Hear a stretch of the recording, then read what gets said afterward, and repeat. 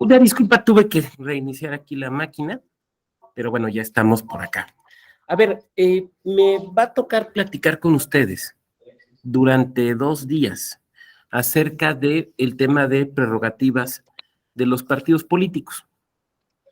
Quisiera empezar comentando que un poco la dinámica que quiero seguir es platicar con ustedes los temas y después, pues, dejar un espacio para las reflexiones, los comentarios que ustedes quieran formular. Y seguir esa misma dinámica a lo largo de estos 2 días. Creo que en este diplomado, en esta edición, no me ha tocado estar con ustedes, entonces entiendo que sería la primera ocasión que me tocaría estar interactuando con ustedes en esta actividad académica, ¿no? Entonces, hay algunas reglas que me parecen relevantes. Primera, pues ustedes saben la importancia de tener prendidas las cámaras. En este momento solamente tenemos 3 cámaras prendidas, incluyendo la mía, que sea la cuarta, entonces pues se los agradeceré. Oiga, doctor, pero estoy trabajando, se entiende. Yo también estoy trabajando y también tengo la cámara prendida, entonces no hay problema, ¿no? Perfectamente entendemos eso. Lo segundo, yo no tengo problema si ustedes me dicen doctor, licenciado, maestro, si me hablan de tú o me hablan de usted. No, normalmente la gente me dice vago, ¿no? Con mi apellido, pues no necesito apodos. Entonces, no tengo ningún problema. Mientras no me digan güey, yo no tengo bronca. De igual manera, yo trataré de referirme a ustedes con toda propiedad. A veces se me saldrá a lo mejor un tú, aunque trataré que siempre sea usted.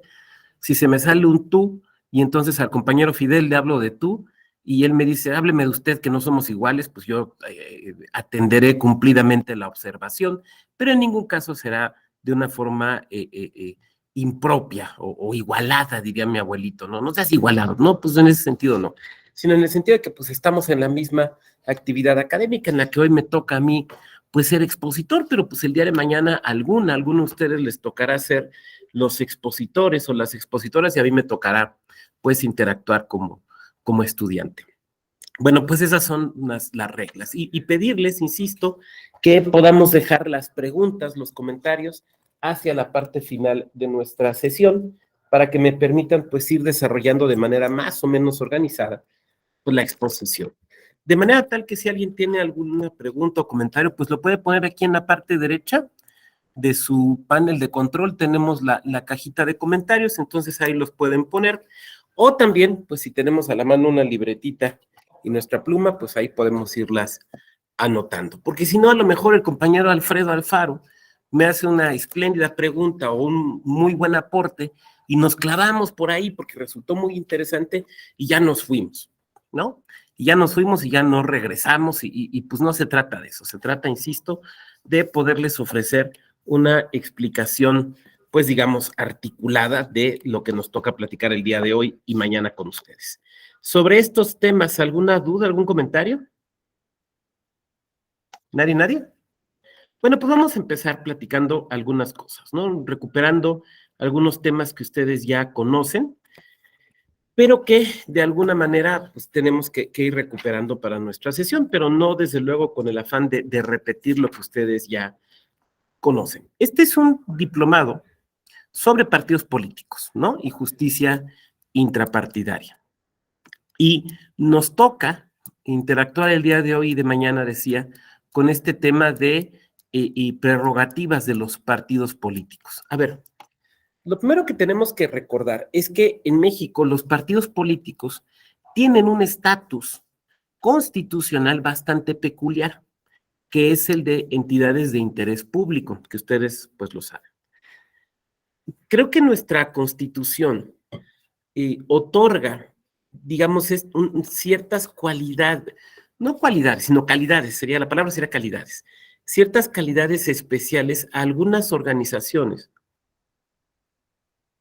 societarias que tienen peculiaridades que el constituyente mexicano, en particular el constituyente permanente, consideró que no podían dejarse a la mera figura de derecho civil, de una sociedad civil o de una asociación civil. Y creo que esas dos son en particular los partidos políticos y las iglesias. En el caso de las iglesias, ustedes saben que se tiene una figura bastante peculiar también, que es el de asociación religiosa, y que incluso existe una ley de asociaciones religiosas. En el caso de los partidos políticos pasó algo muy similar. Oiga, ¿usted está equiparando los partidos políticos y las asociaciones religiosas? No, desde luego entiendo perfectamente que son figuras distintas. Lo que estoy diciendo es que nuestra Constitución ha considerado que no podían tener el estatus de una instancia de gobierno, pero que tampoco era adecuado o correcto que tuvieran el estatus propio de una sociedad civil o de una asociación civil. Probablemente porque representan poder, ¿no? En un caso, el poder político y en otro, el poder religioso. Y, por ejemplo, pasa también respecto del tema de los medios de comunicación, ¿no? Tienen una cierta regulación muy específica, distinta del de otras figuras, justamente porque tienen que ver, insisto, con un fenómeno de poder, específicamente con el poder de la comunicación, el poder comunicativo en los medios de comunicación. Entonces, los partidos políticos tienen un estatus peculiar. Ahora, ese estatus lo podemos encontrar, desde luego, en el artículo 41 de nuestra Constitución, que establece, pues, específicamente esta situación de que los partidos políticos son entidades de interés público. Lo dice expresamente su fracción primera, dice, del 41. Los partidos políticos son entidades de interés público. La ley determinará las normas y requisitos para su registro legal, las formas de su intervención en el proceso, derechos, obligaciones y prerrogativas que les corresponden. En la postulación de sus candidaturas se observará el principio de paridad.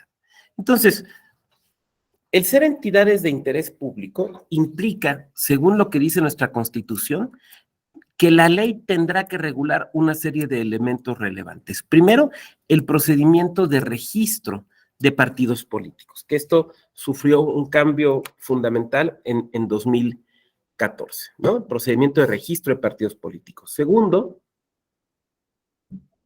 la forma en la que van a participar dentro del proceso electoral.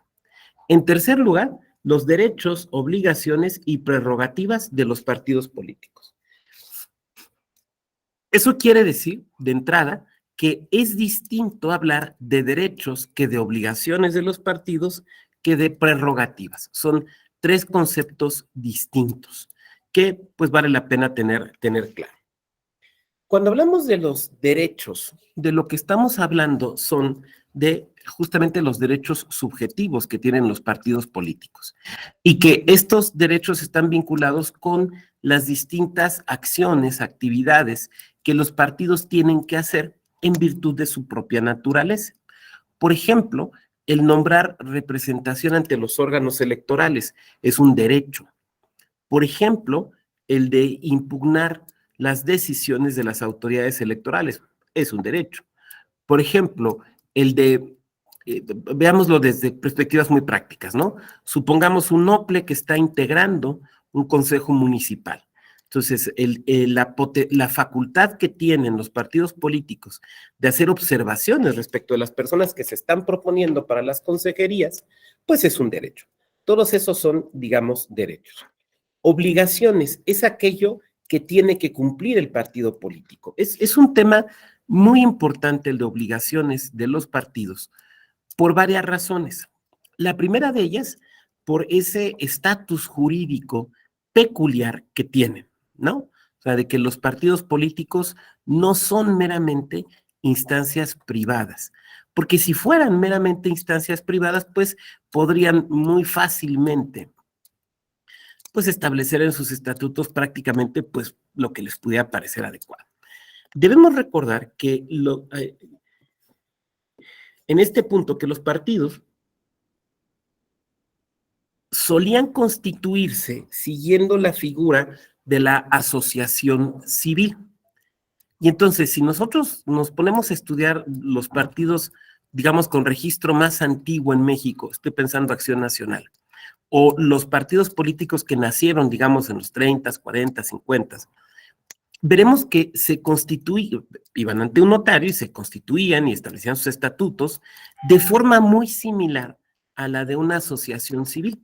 Por eso algunos partidos políticos, por ejemplo, tenían ya una duración determinada desde los estatutos y decía 100 años. ¿Por qué? Pues porque era el máximo que podía durar una asociación civil. Oiga, pero es que los partidos no son iguales que una asociación civil. Bueno, eso lo entendemos hoy, pero hace 30, 40, 50 años, pues la verdad es que esta figura, esta idea de la entidad de interés público, pues no existía realmente como tal. Entonces, en primer lugar, estas obligaciones derivan de la naturaleza propia del partido como una entidad de interés público. La primera obligación es muy clara, está desde la propia declaración de principios, porque nuestro sistema jurídico obliga a que los partidos políticos establezcan con diáfana claridad en su declaración de principios que se van a someter a los mandatos constitucionales y legales, ¿no? O sea, alguien de aquí podría pensar, oiga, doctor, pero eso se sobreentiende. Pues es que el constituyente y el legislador mexicano no quiere que se sobreentienda, quiere que los partidos sean conscientes de esa situación. Y entonces, por lo tanto, se establece que deben señalar en su declaración de principios que se van a sujetar a los mandatos constitucionales y legales. Lo cual implica, además, para lo que vamos a continuar platicando aquí, que el cumplimiento correcto y adecuado de las reglas o disposiciones en materia de prerrogativas, ¿no? Entonces, se deben sujetar a lo que la Constitución y las leyes establecen respecto de sus prerrogativas. Y van a ver que eso, pues, tiene efectos importantes para nuestras sesiones. En segundo lugar, que los partidos políticos deben comportarse en la relación que tienen con las y los particulares como si fueran autoridades, ¿no? No son formalmente autoridades, contribuyen a la formación de una autoridad, no son formalmente autoridades, pero en su trato hacia los particulares deben comportarse como si lo fueran. Por ejemplo, eso en este diplomado lo estarán viendo, ¿no? Por ejemplo, en cuanto a el fincamiento de responsabilidades por la violación a la normatividad partidaria o la expulsión de una persona de un partido político, implica la necesidad de cumplir con los principios del debido proceso. Entonces, el partido no puede decir, no, pues yo lo expulsé así como si fuéramos un club de golf, que a alguien ya les cayó gordo y lo expulsan, pues así simplemente le expulsé. No, señor partido, usted no es un club de golf, por lo tanto no puede proceder de esa manera. Por otra parte, también los partidos políticos tienen la obligación de constituirse de cierta manera, esto es, de establecer una estructura de gobierno interno que respete ciertos principios, pero que también incluya ciertas estructuras. En cuanto a los principios, pues muy señaladamente el mandato de paridad. Ustedes saben que en particular la Sala Superior del Tribunal Electoral del Poder Judicial de la Federación ha venido desarrollando una línea interpretativa muy clara en la cual se ha establecido que los partidos políticos deben deben tener integraciones paritarias en sus órganos de dirección, ya sean, algunos tienen órganos distritales, municipales, locales y desde luego nacionales. Entonces, bueno, pues ahí hay un mandato de paridad. Y el otro elemento de este punto que comentamos es el tener ciertos órganos, ¿no? Entonces, los partidos políticos tienen que tener, por mandato de la Ley General de Partidos Políticos, ciertos órganos específicos. Por ejemplo, un órgano encargado del manejo financiero del partido político, una tesorería, que además es responsable del manejo de las cuentas y de reportarlas ante el órgano electoral administrativo. También, por ejemplo, un órgano en materia de transparencia. Los partidos tienen fuertes obligaciones en materia de transparencia y deben de tener un órgano interno encargado de las cuestiones de transparencia. Lo que estoy tratando de decir entonces es que estas obligaciones derivan de la naturaleza propia del partido político como entidad de interés público. Y por último, las prerrogativas.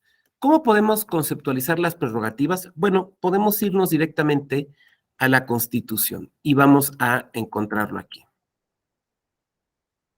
La fracción segunda del 41 constitucional dice: la ley garantizará que los partidos políticos nacionales cuenten de manera equitativa con elementos para llevar a cabo sus actividades y señalará las reglas a las que se sujetará el financiamiento de los propios partidos y sus campañas electorales, debiendo garantizar que los recursos públicos prevalezcan sobre los de origen privado. Nos vamos a centrar en la primera parte. Dice: la ley garantizará que los partidos políticos nacionales cuenten de manera equitativa con elementos para llevar a cabo sus actividades. Primero, aquí hay varios elementos que tenemos que observar. Primero, que esta es una disposición constitucional. Se ha señalado, a veces con un espíritu crítico, últimamente ya no, o bueno, los que lo criticaban ya no lo ven así, que el artículo 41 constitucional en México es auténticamente un código de la materia electoral, ¿no? Y entonces, en el artículo 41 de la Constitución están metidas muchísimas cosas que se había venido opinando, yo no sé si hoy se sigue opinando igual, que deberían estar en la ley secundaria. Entonces, cuestiones como, por ejemplo, temas que vamos a ver aquí como tiempos en radio y televisión, pues están dentro de la Constitución y se ha estimado que eso debía estar en la legislación secundaria. Sin embargo, la realidad es que pues se decidió poner en la Constitución. ¿Por qué se decidió poner en la Constitución? Pues creo que la respuesta es muy evidente para ustedes. Porque se decidió sacar esto de las decisiones de las mayorías legislativas. Y entonces obligar a que solo una mayoría calificada, la mayoría que se requiere para la reforma constitucional, sea la que pueda modificar estas disposiciones. ¿Era desde luego la única salida? No, claro que no era la única salida. La primera salida evidente para ustedes es, muy claramente, que se hubiera dejado esto en la legislación secundaria. Y entonces, dejar esta determinación, dejar ciertos grandes trazos en la Constitución, pensando en un artículo, digamos, de principios, y desarrollarlos en la legislación secundaria. Sin embargo, este camino no se tomó, y no se tomó, me parece que claramente, porque esto se relaciona con la idea de la transición a la democracia, que es un paradigma.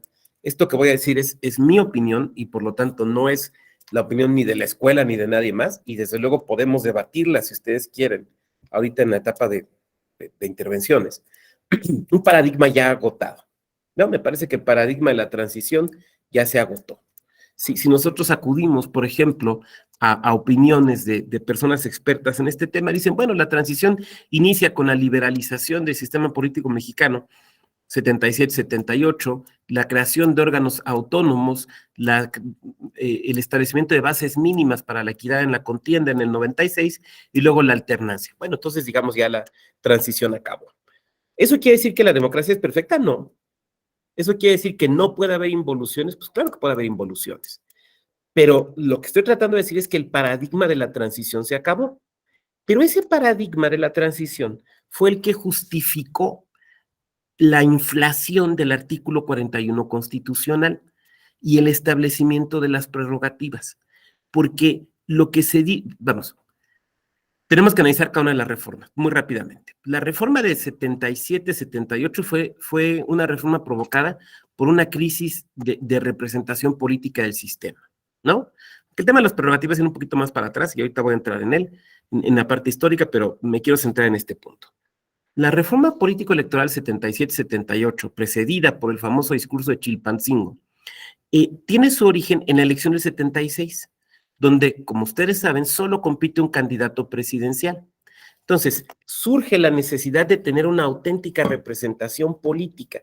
Es la crisis de la representación política la que se atiende con la reforma de 77-78. Después,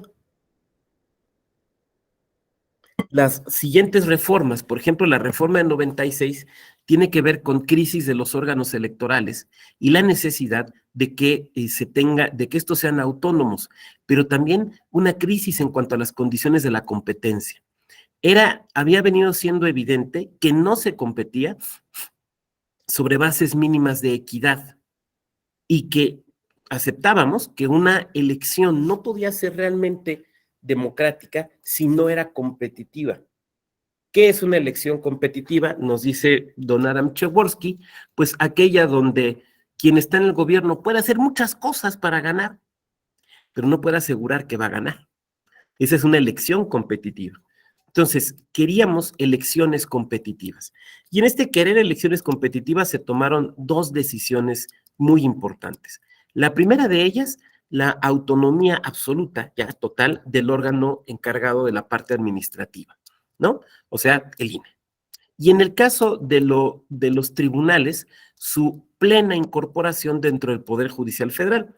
O sea, por eso es cuando deja de existir el TRIFE y nace nuestro actual Tribunal Electoral del Poder Judicial de la Federación, bajo esta idea de que lo que se necesita es un tribunal fortalecido por participar dentro del Poder Judicial y tener una relación únicamente inferior, jerárquica solamente inferior, respecto de la Suprema Corte. Bueno, entonces decíamos, esos como los primeros elementos. Ahora bien, el segundo elemento que tenemos que analizar es la afirmación, esto lo que justifica, decíamos, es pongamos las reglas mínimas para constituir partidos políticos, para la competencia electoral y las prerrogativas de los partidos, que tiene que ver con el tema de la competencia, pongámoslo en la Constitución para garantizar que no sea una mayoría la que los eche para abajo y entonces afecte de manera sustancial las reglas de la competencia. Eso implicó que, por ejemplo, si ustedes el día de hoy ven nuestro artículo 41 constitucional, observarán que es un artículo no solamente muy grande, sino, digamos, muy misceláneo, porque lo mismo tiene principios que reglas, ¿no? O sea, principios como formulaciones genéricas, ¿no? Por ejemplo, o ideas genéricas, por ejemplo, equidad en la contienda. Pues ese es un principio, y los principios son un poco vagos, ¿no? O muy vagos, y hay que dotarlos de sentido a partir de casos concretos y específicos, pero que también contiene reglas, por ejemplo, para la distribución de financiamiento. Entonces, es un artículo muy peculiar porque, insisto, combina principios y combina reglas. Pero esto se tiene que entender a partir de considerar, pues justamente lo que estoy mencionando aquí, que la lógica fue, pongamos, garanticemos que no se van a pisotear las reglas que permiten una competencia política y por lo tanto una elección auténticamente competitiva. Por lo mismo, se vuelve un artículo muy difícil de modificar. Lo acabamos de ver con lo que se conoció como el famoso Plan A de la reforma electoral, porque exige una mayoría calificada. Y bueno, pues eso implica necesariamente la construcción de ciertos acuerdos e implica que los actores políticos estén de acuerdo en modificar las reglas de la competencia. No siempre van a estar de acuerdo, ¿no? En otras ocasiones, en otras reformas electorales, no sé, 2007, 2014, la del 96, pues sí estuvieron de acuerdo, en esta ocasión no estuvieron de acuerdo. En el futuro, ¿qué va a pasar? Pues ya lo veremos, en el futuro ya veremos qué es lo que va a suceder, pero en este momento no estuvieron de acuerdo. Eso también implica que las modificaciones a las reglas de la competencia y las modificaciones a las prerrogativas de los partidos políticos prácticamente están vedadas a las mayorías legislativas. O sea, están muy limitadas respecto a las mayorías legislativas. Por ejemplo, en el famoso Plan B, que ustedes saben que ya se aprobó y que se está esperando en cualquier momento su publicación en el diario oficial, de hecho ahorita en la mañana no chequé, pero ayer señalaba algún diputado federal que se iba a publicar ya a la brevedad, entonces, pues ahora sí que estamos esperando que se publique. Pero si nosotros vemos el famoso Plan B, pues hay pocas modificaciones. Perdón, Alfredo, ¿quieres apuntar ahorita algo o hasta las preguntas y comentarios? Perdón que lo interrumpa, doctor, nomás acabo de confirmar, no se ha publicado aún, hasta hace un minuto. Gracias. Perfecto, excelente, muchas gracias. Pero creo que ya lo conocemos, ¿no? O sea, ya lo hemos leído, se ha estado comentando mucho, como que sabemos por dónde va la jugada. Muchas gracias, Alfredo, por apuntar esto. Bueno, hay algunos cambios en materia de prerrogativas, pues básicamente hay dos, ¿no? Hay dos. Uno que implica quitar la franquicia telegráfica que tenían los partidos políticos, simple y sencillamente porque ya no se usa, ¿no? Ya no se usa. Y segunda, limitar la posibilidad de la retención de las administraciones a los partidos políticos en razón de multas al 25%. Pero básicamente es lo que hay, porque más cambios no puede haber, porque ya en la Constitución viene, entonces, pues no puedes modificar, o sea, la ley no puede modificar la Constitución. Entonces decíamos, había dos caminos. Un camino, el establecer todas estas reglas, o sea, dejar los principios en la Constitución y establecer las reglas en la legislación secundaria, que fue el camino que no se siguió, y el segundo camino, que fue el que se siguió, que era reformar la Constitución para incluir tanto principios como reglas específicas de la contienda, por las razones que aquí ya traté de dibujar. Había otras posibilidades, desde luego había otras posibilidades. Una de ellas sería, por ejemplo, recurrir a una figura que no tenemos en México de las leyes constitucionales en el sentido de que requieran una mayoría, digamos, intermedia entre la reforma de la Constitución y la aprobación de leyes secundarias. Eso hubiera implicado modificar,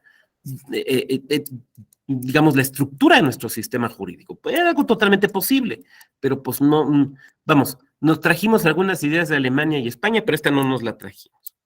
Ahora, lo que es importante observar es que esta disposición constitucional nos habla de partidos políticos nacionales.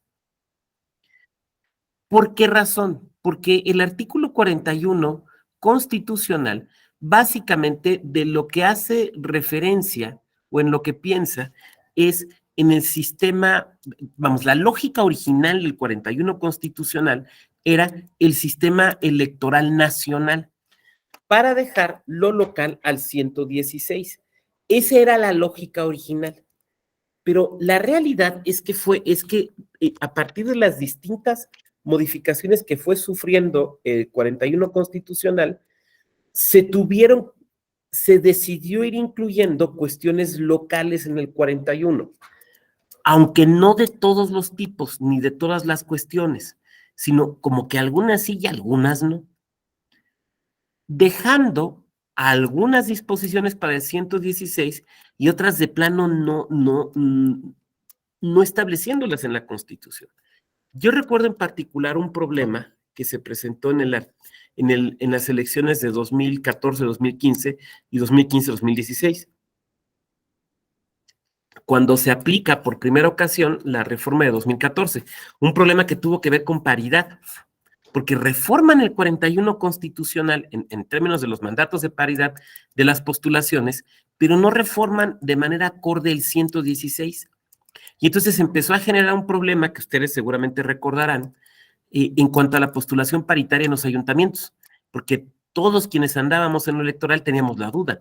La paridad es interna, o sea, es dentro de las fórmulas de los ayuntamientos, o la paridad también es respecto del total de las candidaturas a las presidencias municipales o alcaldías.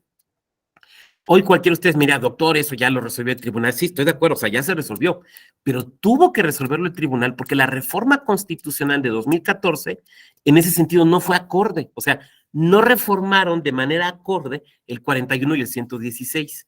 Entonces, en ocasiones nos vamos a topar con una serie de complejidades, porque parece que, o sea, hay partes del 41 que si uno les da un sentido literal, solo tienen que ver con lo nacional. Y entonces uno parece que se tiene que referir al 116. Y el 116 tiene disposiciones electorales. Pero hay otras donde sí habla de lo local. Por ejemplo, en materia de prerrogativas. Esta fracción que estoy leyendo, la 2, nos habla de partidos políticos nacionales. Pero después, al desarrollar el tema de financiamiento y de acceso a televisión, empieza a hablar también de partidos políticos locales. Entonces uno dice, a ver, espérame, pero tú me habías anunciado que me ibas a hablar de lo nacional y aquí estás metiendo lo local. Si se hubiera seguido la lógica de este primer párrafo de la fracción segunda y esta lógica de establecer las reglas específicas en la Constitución, pareciera ser que lo que tenía que haberse hecho era establecer todo el tema de prerrogativas nacional y de derechos y obligaciones, pues, en el 41, y para referencia a los partidos políticos locales o los partidos políticos nacionales en campañas locales en el 116. Pero seguramente alguien, digo, aquí estoy ya hipotetizando, alguien conocedor o conocedora de la técnica legislativa les dijo, pues es que ¿para qué repetimos? No tiene caso repetir, o sea, si las reglas van a ser básicamente las mismas, ¿para qué las ponemos en un lado y luego en otro? Pongámoslo nada más en uno. Y deciden ponerlo en el 41, porque es el que se ocupa de los partidos políticos nacionales, que son los que participan en el proceso de reforma constitucional, ¿no? Pero lo ponen mucho, eso es lo que quiero decir, porque no reforman, no armonizan la fracción segunda, porque la fracción segunda en esta lógica tendría que haber dicho, fracción segunda, la ley garantizará que los partidos políticos cuenten, y ya, de manera equitativa y todo el demás rollo. Pero no, aquí dejaron solamente nacionales.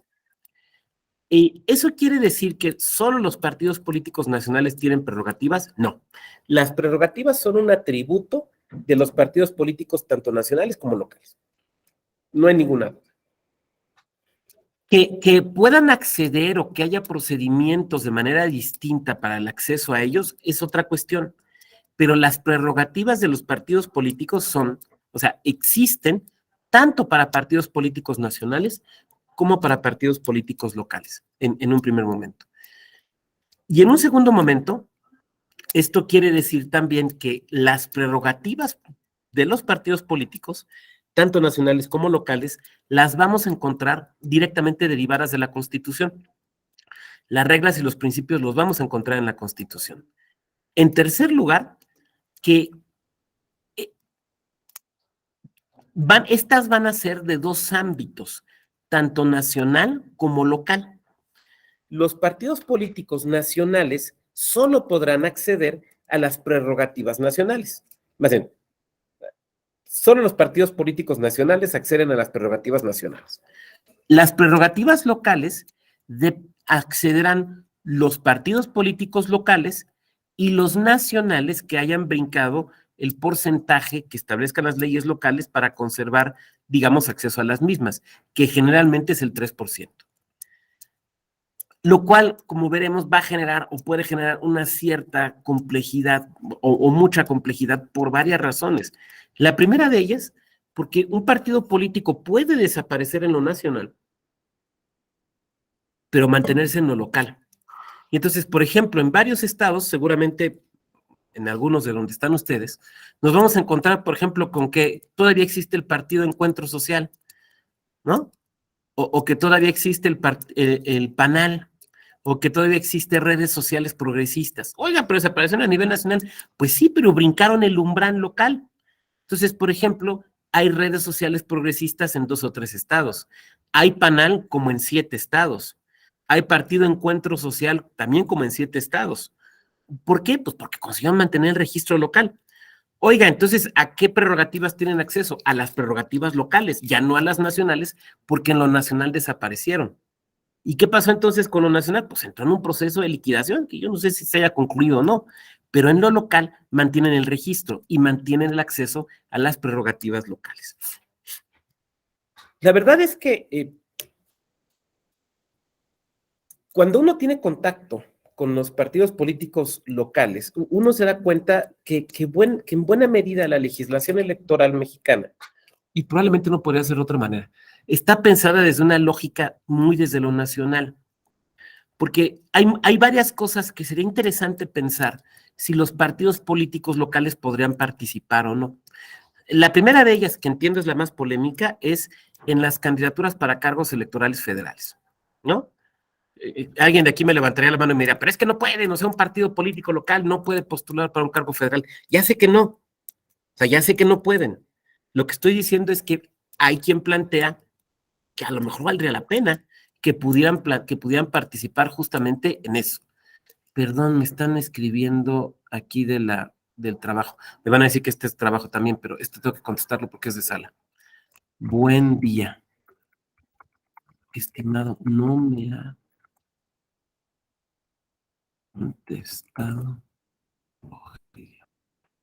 Uso. Hablamos en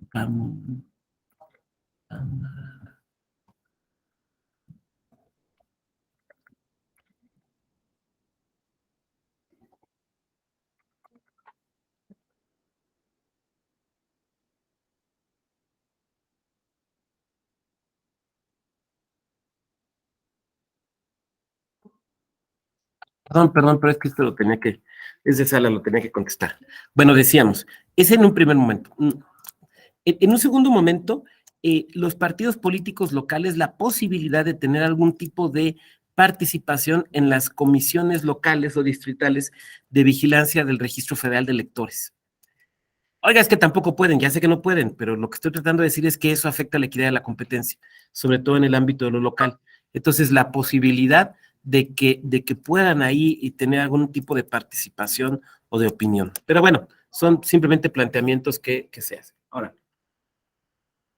entonces, las prerrogativas es algo que tiene que ver tanto con partidos políticos nacionales como con partidos políticos locales. Seguimos analizando el 41. La ley garantizará, decíamos, que los partidos políticos nacionales... aquí hay un elemento muy importante. Esto no puede impactar a las asociaciones políticas ni nacionales ni locales. Esto es muy importante. Fíjense bien, el tema de prerrogativas impacta a partidos políticos. Eso excluye asociaciones políticas. Ha habido épocas en las que las asociaciones políticas han tenido derecho, ya sea nacional o en algunas entidades, al acceso al financiamiento público. En algunos momentos han tenido, y en algunas entidades han tenido esa posibilidad. Pero las asociaciones políticas no son partidos políticos. O sea, son otra cosa. Si quieren ustedes cercanas, se pueden después buscar constituir en partido político, pero formalmente no son un partido político. Entonces, están excluidas de las prerrogativas. Oigan, ¿no le parece que sería una buena idea que tuvieran acceso a algunas prerrogativas para efecto de pues, las funciones que cumplen? No sé. Pero simple y sencillamente no tienen acceso a ellos. Dice, cuenten de manera equitativa con elementos para llevar a cabo sus actividades. Aquí hay varios elementos que tenemos que analizar. Primero, la naturaleza permanente de los partidos políticos.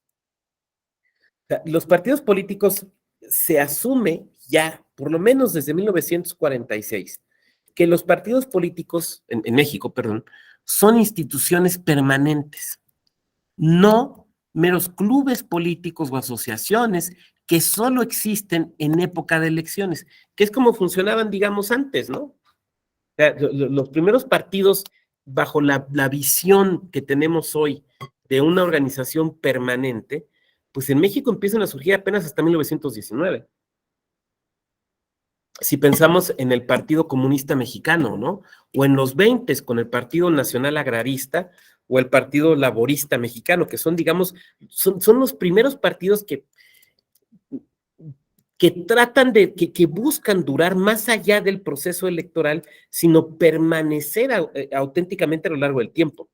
En el Partido Comunista, bueno, pues es muy claro, ¿no? Esta idea de ir buscando la revolución que transforme los postulados del comunismo. Pero en el caso del Partido Nacional Agrarista o del Partido Laboralista, si bien son partidos que se vinculan particularmente con la figura de don Álvaro Obregón, y en el caso del Partido Laborista, con el liderazgo político de don Luis Napoleón Morones, son partidos que lo que aspiran es a permanecer, no a competir solamente en una elección y después desaparecer y luego a ver si nos podemos volver a poner de acuerdo, no, sino a permanecer a lo largo del tiempo. No lo consiguen, van desapareciendo, y en el caso del Partido Comunista sabemos que no tiene registro sino hasta la reforma del 77-78, y entonces los siguientes, digamos, la siguiente tanda de partidos que nace con esta idea de permanencia es, en primer lugar, el Partido Nacional Revolucionario de 1939 y luego el Partido Acción Nacional, ¿no? Perdón, el Partido Nacional Revolucionario en 1929 y luego el Partido Acción Nacional en 1939, como organizaciones que pretenden ser permanentes. Con el reconocimiento constitucional a los partidos políticos en México, se les asume como eso, como organizaciones permanentes. lo cual fue necesario por varias razones. La primera, que parece no tan clara, pero que yo creo en lo personal que era la más importante, porque en México teníamos elecciones todo el tiempo, todo el tiempo. Ustedes acuérdense que esta idea de unificar los calendarios electorales realmente es una idea de la reforma de 2014, porque es cuando empezamos a federalizar el tema de las elecciones. Pero antes de 2014, pues teníamos calendarios electorales donde había elecciones todo el tiempo. Recuerdo que había estados, creo que es Hidalgo, y si no aquí ustedes me corregirán, que literalmente todos los años tenían elecciones, porque un año tenías elección de alcaldías, al siguiente de diputaciones locales, luego venía el de gubernatura, luego se repetía el de alcaldías, luego se repetía el de diputaciones locales, y como que descansaban un año, ¿no? O venían reformas constitucionales como pasó en Veracruz, y Veracruz se aventó creo que 4 años con elecciones cada año de algo. Entonces, teníamos elecciones todo el tiempo en México. Esto se empieza a modificar con la reforma de 2014 porque se establece que al menos una de las elecciones locales debe ser coincidente con la federal. Y digamos que como que la lógica que se ha buscado seguir es que cada 3 años tengamos elecciones, tanto locales como federales. Una lógica que yo debo decir que en lo personal no necesariamente comparto porque no estoy seguro que sea lo mejor, pero a final de cuentas mi opinión no importa y nadie me preguntó, pero sí me parece que una cuestión relevante ahí es que vamos, antes de 2014 pues había elecciones prácticamente cada año teníamos elecciones en México. Entonces, los partidos políticos, la realidad es que estaban todo el tiempo cambiando, porque todo el tiempo tenían elecciones, en algún lado, normalmente más de 2 estados. Entonces, había esa realidad política del partido. La segunda es que consideramos que los partidos políticos no son solamente entidades electorales, sino que desempeñan otras funciones, ¿no? De representatividad, de formación política y cívica de la comunidad. Y entonces, eso implica que los partidos deben ser instituciones permanentes. Ahora, ser una institución permanente implica una serie de complicaciones, casi diría yo administrativo-económicas, a las que había que encontrarle salida. Cuando los partidos políticos eran meramente clubes que existían cuando venía el proceso electoral, pues la realidad es que era muy sencillo, ¿no? El compañero Julio César ahí nos prestaba su despacho para que nos reuniéramos, ¿no? Y pues ahí nos reuníamos cada 15 días o cada semana, conforme venía ya la jornada electoral, y ahí nos organizábamos. Pero cuando cuando esto se transforma y se convierten los partidos en instituciones permanentes, de entrada necesitan un domicilio permanente, porque don Julio César tiene que trabajar, entonces no nos va a poder estar recibiendo ahí en el despacho todos los días que nosotros queramos, porque pues está bien, hay que les compre un rimero de 500 hojas de papel para los volantes, pero cuando ya quieren hacer 5,000, pues yo no los voy a pagar, ni los vamos a imprimir en mi computadora. Entonces, la permanencia del partido político plantea el problema de su financiamiento constante, ¿no? Un ejemplo, lo primero, de esta idea de los clubes políticos la tenemos en José Vasconcelos. Si ustedes leen, probablemente lo leyeron ya, el Ulises Criollo de Vasconcelos, el primer tomo de sus memorias, él habla de cómo algunas de las primeras reuniones del partido antirreeleccionista, que en realidad era un club político, o sea, ellos se llamaban partido, pero hoy le llamaríamos club político, se hacían en su despacho, en el edificio que es del Banco de México. Entonces, ahí se reunían en un despacho y ahí tenía sus sesiones el partido, ¿no? Ahora sí que ahí se reunía el Comité Ejecutivo Nacional, ¿no? ¿Por qué? Pues porque era así, pues era así. Pero cuando empiezan a ser órganos, instituciones permanentes, ya no se pueden estar reuniendo de esa manera. Entonces, la permanencia implica, en primer lugar, una cuestión de financiamiento. Ahora, como en México hemos entendido que los partidos políticos cumplen, decía yo, otras funciones más allá de las meramente electorales, por ejemplo, la educación cívica, por ejemplo, la difusión de su ideología, de su programa de acción, entonces eso implica también la posibilidad de difundirlo, lo cual dio lugar a las prerrogativas en materia de acceso a radio y televisión. ¿Se fijan? Entonces, de la naturaleza permanente de los partidos políticos, surge el problema de las prerrogativas como algo permanente. Ahora, ¿eso implica necesariamente que las prerrogativas se tienen que mantener iguales todo el tiempo? No, y desde luego tienen cambios. O sea, no es lo mismo estar en campaña que no estar en campaña, ¿no? O estar en proceso que no estar en proceso. Pero vimos algo interesante cuando se discutía el plan A, ¿se acuerdan? El plan A de la reforma electoral, porque la propuesta presidencial era financiamiento a los partidos políticos solo en proceso electoral y eliminar lo que conocemos como el financiamiento ordinario. Entonces, el argumento era, para el mantenimiento de las actividades ordinarias del partido, o sea, todo lo que no tiene que ver con campañas, con proceso electoral, ¿no? O sea, actividades ordinarias, ¿cómo lo sacamos por inferencia? Todo gasto que tenga que ver con el proceso electoral es gasto electoral. Todo lo que no tiene que ver con gasto electoral es gasto ordinario y a eso está abocado el financiamiento ordinario. Entonces, ¿qué decía? Y la reforma constitucional, el famoso plan A, es quitemos el financiamiento ordinario y que cada partido se mantenga con sus propios recursos.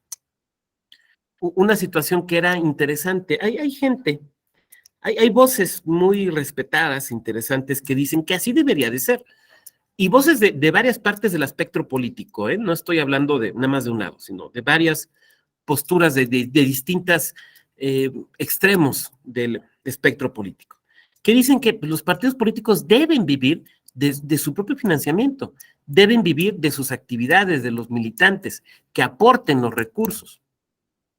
Hay quienes, al contrario, opinan que los partidos políticos solo deberían vivir de financiamiento público, por una cuestión de equidad y de transparencia en el origen de los recursos. Entre estos segundos, por ejemplo, recuerdo a don Jaime Cárdenas, que ha postulado justamente eso. A ver, queremos transparencia, queremos absoluta certeza en de dónde sacan dinero los partidos políticos y en qué se lo gastan. Muy bien, que todo el financiamiento sea público, ¿no?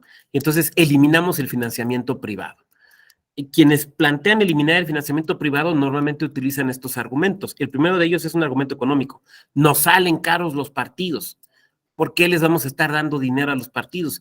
Que cada uno se rasque con sus propias uñas, sus propias purgas. Por un lado. Por otro lado, también la idea de que, bueno, pues la ciudadanía aportando sus recursos es una forma que tiene de decir, este partido me gusta, este no. Estoy de acuerdo con que este partido esté en la contienda, pero pues este ya no lo quiero en la contienda, entonces pues no, a este no le vamos a dar lana, ¿no? Hay quienes opinan que el modelo mixto es el mejor, justamente por condiciones de una base mínima de equidad en la contienda. Pero bueno, decíamos, seguimos analizando esta fracción segunda y decíamos el llevar a cabo sus actividades. Ahora bien, ¿qué actividades? Pues, o sea, las prerrogativas deben ser propias de las actividades específicas y concretas de los partidos políticos. Por una razón, porque los partidos son entidades constitucionalmente reconocidas. Decíamos, entidades de interés público. Son entidades constitucionalmente reconocidas que tienen ciertas funciones y atribuciones. Solo se pueden dedicar a eso, ¿no? Un partido político no se puede dedicar a otra cosa. O sea, un partido político no puede decir, pues para financiarme me voy a poner a construir fraccionamientos. No, pues no puedes, pero es que así me voy a financiar. Sí, pero eso es una actividad mercantil, no te puedes dedicar a eso. Yo me acuerdo un caso, esto que les voy a platicar es real, ¿eh? Créanme que de verdad, neta, no me lo estoy inventando. No tiene que ver con partidos, pero sí con un candidato independiente. Un candidato independiente llega y presenta una consulta al área de fiscalización y dice, oigan, ¿puedo utilizar parte del recurso que me dieron para las campañas para una operación médica a la que me tengo que someter? Y yo creo que cualquiera de nosotros responderíamos, no. Pues, ¿cómo? Pues eso que tiene que ver con lo electoral. Entonces, cuando se le responde que no, el candidato dice, fíjense, dice, es que si no me opero, me muero. Y si me muero, no hay campaña. Entonces, ¿no se podría entender que es un gasto electoral? Ya sé que no, pero lo que estoy tratando de ilustrar con ustedes es la creatividad, ¿no? La creatividad que nosotros a veces tenemos. Y ustedes lo vieron también, por ejemplo, en el tema de la pandemia. ¿Puede un partido político usar de sus recursos para, por ejemplo, comprar vacunas? ¿Puede un partido político usar sus recursos para regalar cubrebocas? ¿Podría un partido político usar sus recursos, su financiamiento para campañas, para regalar gel antibacterial? Y esto que estoy planteando, ustedes saben, no me lo estoy sacando de la manga. Son consultas que se hicieron, son temas que tuvieron que ser resueltos. Entonces, cuando nosotros decimos que los partidos políticos deben utilizar sus recursos para sus actividades, hay casos donde nos parece muy claro que sí es su actividad y que no, ¿no? Entonces, por ejemplo, construir un fraccionamiento, pues no es su actividad. Poner una empresa mercantil para obtener recursos, pues no es su actividad. Pero, por ejemplo, no sé, comprar un vehículo, rentar un inmueble, arrendar computadoras para sus actividades partidistas, bueno, pues eso se entiende que sí. Pero hay otros temas donde por lo menos cuando surgen no quedan tan claros. Vuelvo al ejemplo, ¿puede un partido político comprar vacunas? ¿Puede un partido político comprar medicinas? ¿Puede un partido político, el de la rifa, Fidel, ahorita, es que eso es lo que pasa cuando me ponen comentarios que me clavo en los temas, porque ahorita voy a platicar uno de la rifa, es que es bien interesante. ¿Puede un partido político regalar cubrebocas con su financiamiento, con sus prerrogativas? ¿Puede destinar tiempo en radio y televisión para cuestiones preventivas de salud? O sea, son temas, justamente son los temas que son interesantes. Fidel nos pone el caso de rifar carros. ¿Se acuerdan qué partido durante muchos años se financió mediante la rifa de vehículos? Durante muchos años, ¿eh? ¿Se acuerdan? El Partido de Acción Nacional. Durante muchos años, el Partido de Acción Nacional rifaba vehículos. Yo me acuerdo perfectamente porque, miren ustedes, luego se quejan, es que el doctor Vado habla de sus experiencias. Pues sí, pero no estoy hablando de mi experiencia comiendo pozole, estoy hablando de mi experiencia vinculada con este tipo de situaciones, ¿no? Por muchos años yo viví en la ciudad de Querétaro y el jardín, uno de los jardines principales de la ciudad de Querétaro es el Jardín Cenea o Jardín Obregón. En una esquina de ese jardín se ponían militantes del Partido de Acción Nacional con un bocho, que el bocho lo rifaban, entonces te vendían boletos, porque así es como se financiaba. Y yo recuerdo haber visto ahí de niño figuras que después fueron gobernador del estado, alguno que actualmente es senador, ahí vendiendo los boletos. Y luego la policía los hostigaba o se los quería llevar presos porque, pues, ¿cómo era posible? Pues están en contra del gobierno. Uy, pero pues son un partido político, tienen derecho. Pero ya saben cómo era el sistema político mexicano, ¿no? Rifaban vehículos. Porque el Partido Acción Nacional, por un buen rato, se negó a recibir financiamiento público. Es que me clavo con los temas, se negó a recibir financiamiento público porque decían que no le querían deber nada al gobierno. Entonces, ¿de dónde se financiaban? De la rifa de vehículos. Como después hubo partidos políticos que se han venido financiando, por ejemplo, con la celebración de ciertos, por ejemplo, conciertos, ¿no? Pero eso lo vamos a platicar, pero sí, gracias Fidel por destrabaste un recuerdo olvidado mío de mi infancia, de cuando el PAN rifaba bochos. Pero bueno, sigamos. Y ahora bien, es que se me fue. Estábamos en actividades. Ok. Contar de manera equitativa, decíamos, con elementos para llevar a cabo sus actividades. A ver, entonces, las prerrogativas tienen que ver con lo que el Estado les da a los, o les permite, lo que el Estado le da a los partidos políticos para desarrollar sus actividades, ya sean estas permanentes o transitorias. ¿Qué actividades? Aquellas constitucional y legalmente definidas. Ahora bien, algunas de estas prerrogativas son específicamente mediante el otorgamiento de algo. Clarísimamente, es el tema del financiamiento. Pero también puede ser no en monetario, sino, por ejemplo, las prerrogativas en materia de acceso a radio y televisión, donde también el Estado está otorgando algo, en este caso, tiempo en radio y televisión.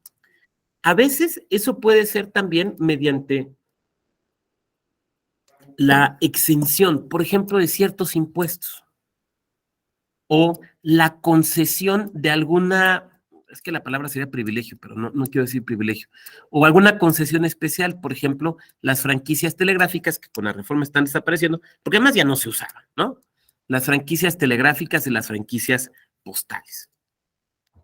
Yo sé que todas y todos ustedes son gente joven y brillante y entonces a lo mejor no se acordarán de esto que voy a comentar porque no lo vivieron, pero en la época anterior a los chats, ¿cómo te enterabas de las situaciones más urgentes, pues mediante un telegrama, ¿no? Y entonces los papás, las mamás en las casas te enseñaban y te decían, si llega una carta no la abras, pues, cuando va dirigida a otra persona, pero permítame un segundo, permítame un segundo.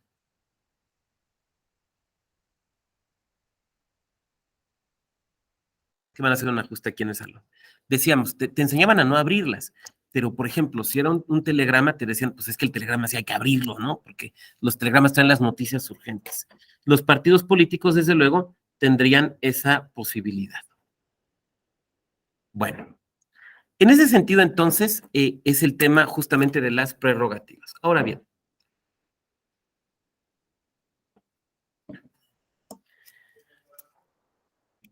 un tema que sufre modificaciones fue el alcance de las prerrogativas en cuanto a los sujetos que tienen acceso a ellas. Cuando solo teníamos la figura de los partidos políticos, pues digamos que no había mucha duda. Pero cuando empezamos a introducir figuras diversas, esto nos empieza a generar problemas, específicamente el tema de las candidaturas independientes. Si la noción, la razón de ser de las prerrogativas es la equidad, entonces un elemento fundamental es garantizar esa equidad entendida como un piso mínimo respecto de todos los actores que participan en el proceso electoral. Cuando reformamos entonces la Constitución y permitimos, o sea, primero se acuerdan que se reforma para prohibir las candidaturas independientes, después revivimos las candidaturas independientes, ¿no? Bueno, cuando se reforma la Constitución para permitir las candidaturas independientes, entonces, evidentemente un tema en la discusión es, ¿y van a tener acceso a las prerrogativas? Una primera respuesta era no. ¿Por qué no? Pues porque no desarrollan actividades permanentes. Ok, pero deberán tener derecho al acceso a las prerrogativas cuando participan en el proceso electoral, porque es cuando se materializa la posibilidad de una candidatura independiente. O sea, nacen con el proceso electoral y fenecen con el proceso electoral. O sea, digamos, dentro del proceso electoral donde tienen vida. Y entonces se dice, bueno, si son sujetos que van a competir en el proceso electoral, pues necesitan un mínimo de bases para poderlo hacer. Me parece que ahí no tenemos mayor duda. Ahora, el problema es cómo participan en las prerrogativas estos sujetos, estos jugadores nuevos, ¿no? 2014, 2012. Y el primer elemento muy claro fue solamente en campañas, o sea, solamente en campañas. Oiga, pero los candidatos y las candidatas independientes participan en una etapa previa que es, digamos, de preselección, que es la etapa de obtención del respaldo ciudadano. ¿No deberían tener también acceso a las prerrogativas? Sobre todo porque los partidos políticos tienen acceso a prerrogativas, desde luego, en periodo de precampañas. Y se dice, es que eso establece una desigualdad. Porque ¿cómo es posible que el compañero Julio César, que quiere ser aspirante a candidato independiente y que anda ahí recabando firmas, pues no tiene acceso a radio y televisión, por ejemplo? Pero el compañero Bernardo Cepeda, que está compitiendo interno en un partido político, sí puede tener acceso a esta prerrogativa. Entonces se empezaron a plantear una serie de asuntos ante el Tribunal Electoral donde se decía, ahí hay una inequidad, ahí hay una inequidad. Lo adecuado sería que Julio, como candidato independiente, también tuviera acceso a radio y televisión. ¿Cuál fue la decisión del tribunal? ¿Se afectaba o no se afectaba la equidad?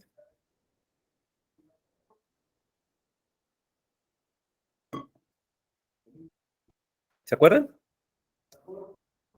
¿Se afecta o no se afecta?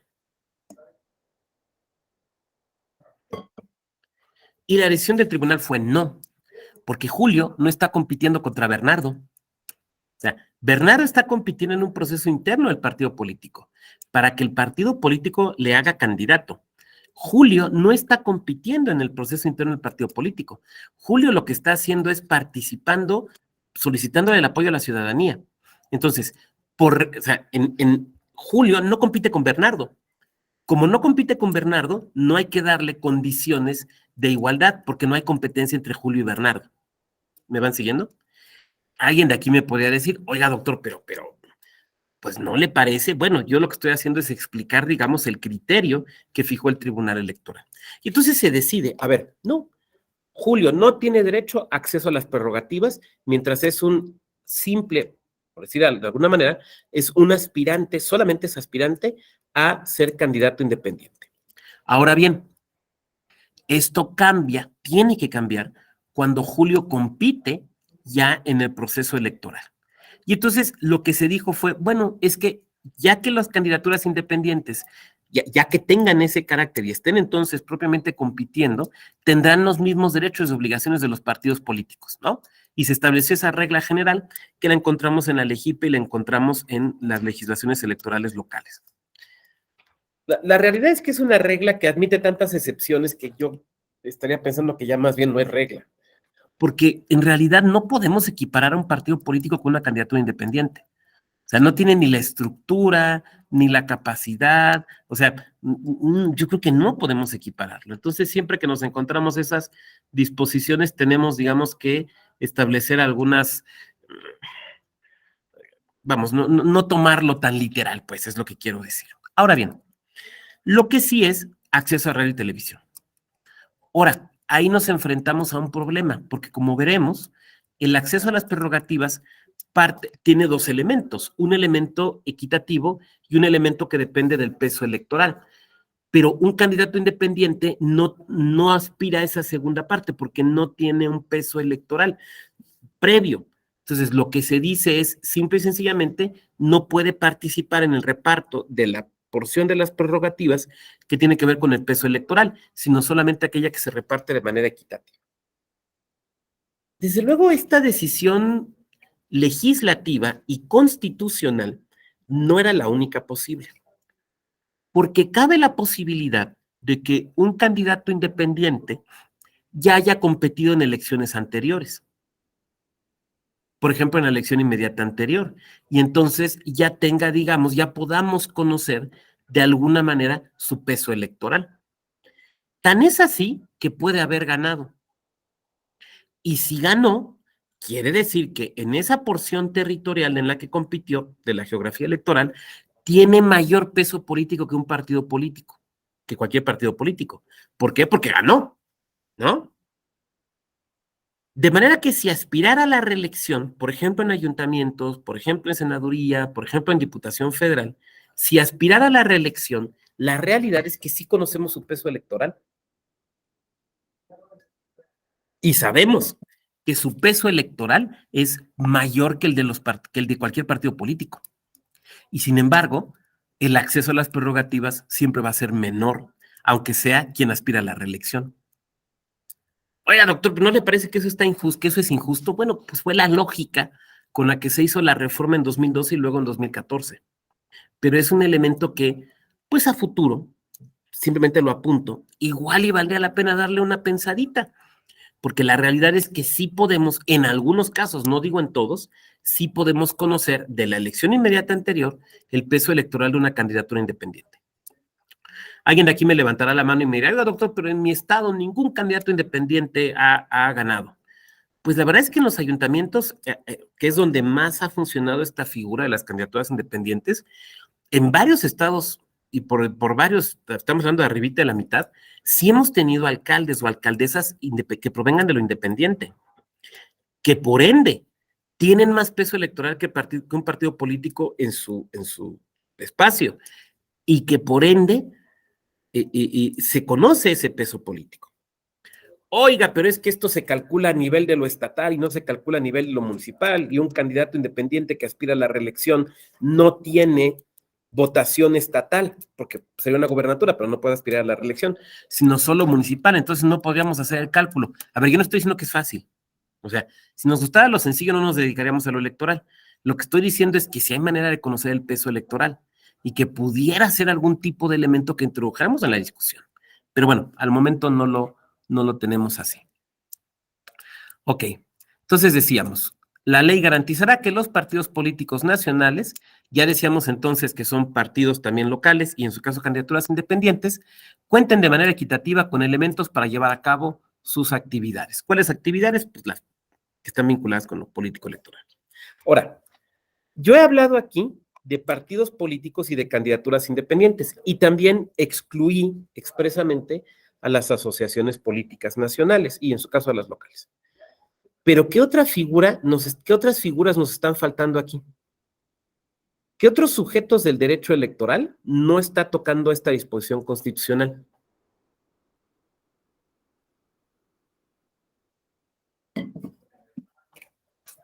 Sé que lo tienen en la punta de la lengua.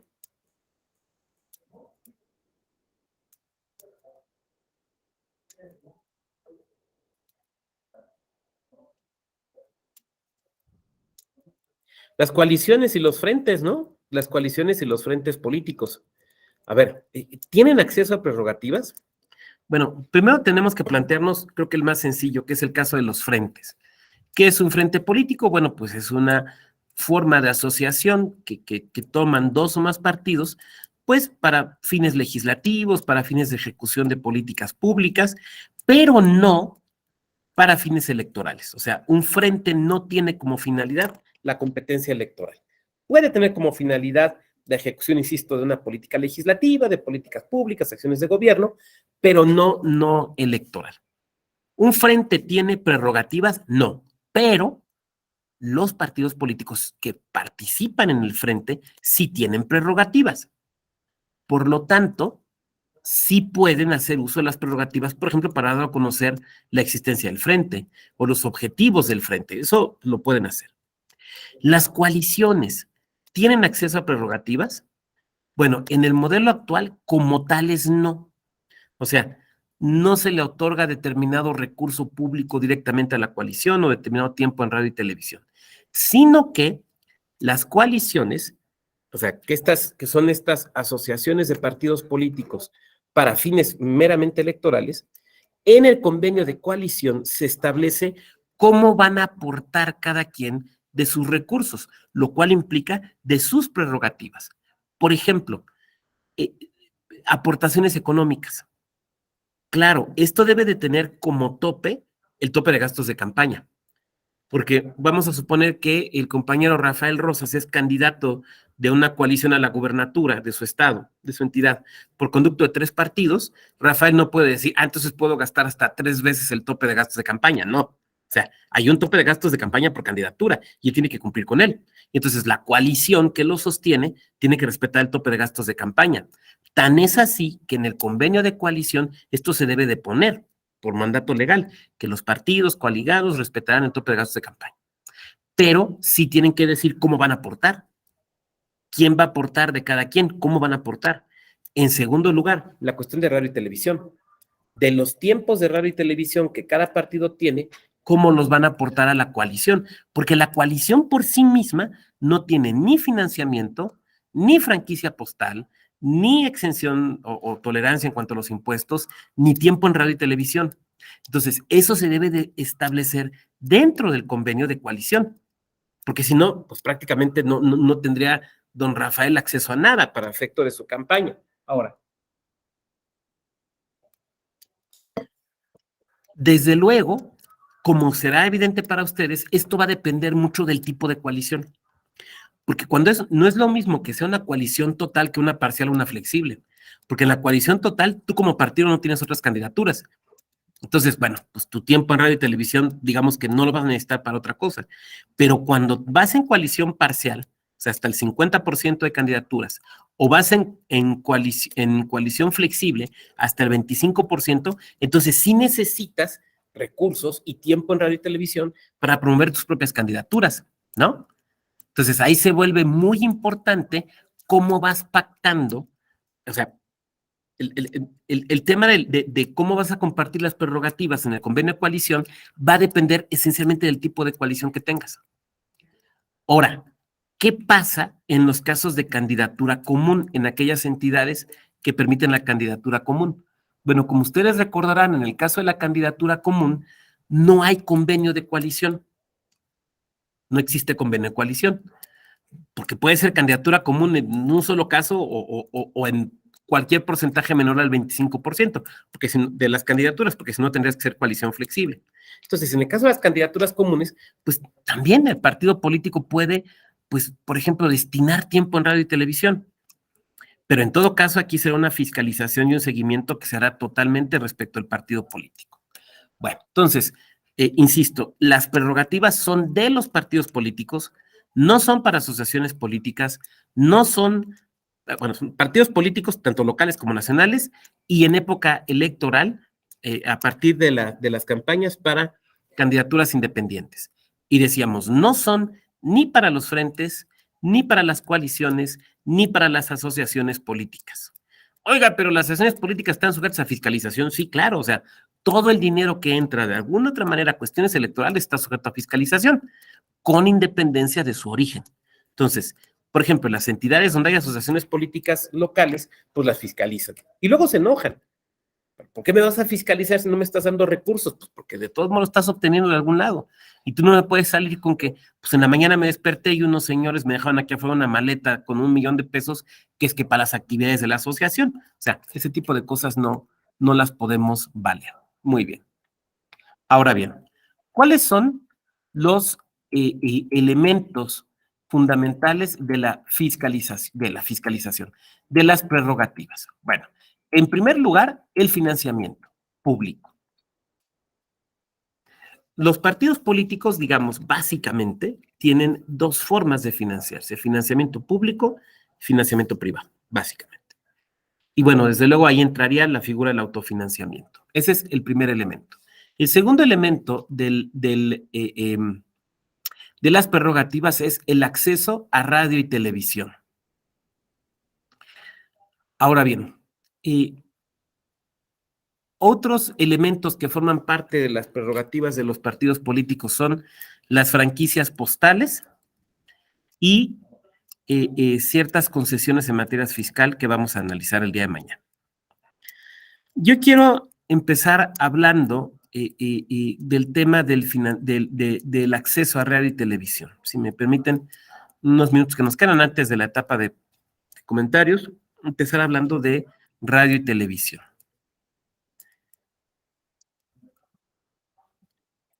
Nosotros podríamos pensar hoy que las prerrogativas en materia de radio y televisión ya no son tan relevantes. Porque uno diría, doctor, pues eso ya para qué, ya tenemos acceso a internet, ahí andamos en Twitter todo el santo día, estamos viendo cuestiones que tienen que ver con las redes sociales, ya la tele, mire, ya nada más la veo para usar el Netflix, ¿no? Decimos. Pero si nosotros vemos datos de la Asociación Mexicana de Internet, datos de su última encuesta, la 2022, de hábitos de los usuarios de Internet, encontraremos cosas muy interesantes. Primera, que sí, más del 80% de la ciudadanía en México las personas dice tener acceso a Internet.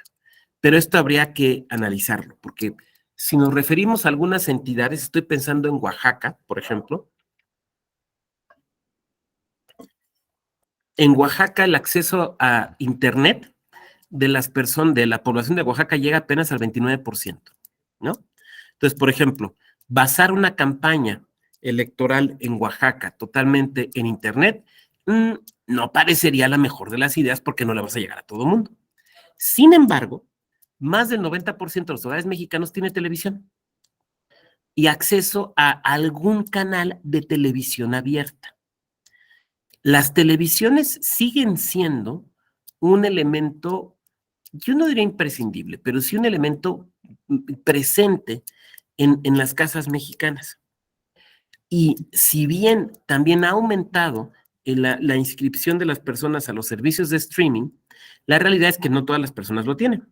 Y la realidad también es que los canales de televisión abierta, pues ahí siguen estando.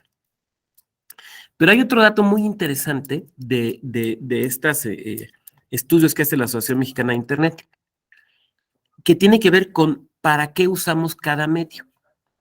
Resulta que el Internet lo usamos la mayor parte de las veces para divertirnos.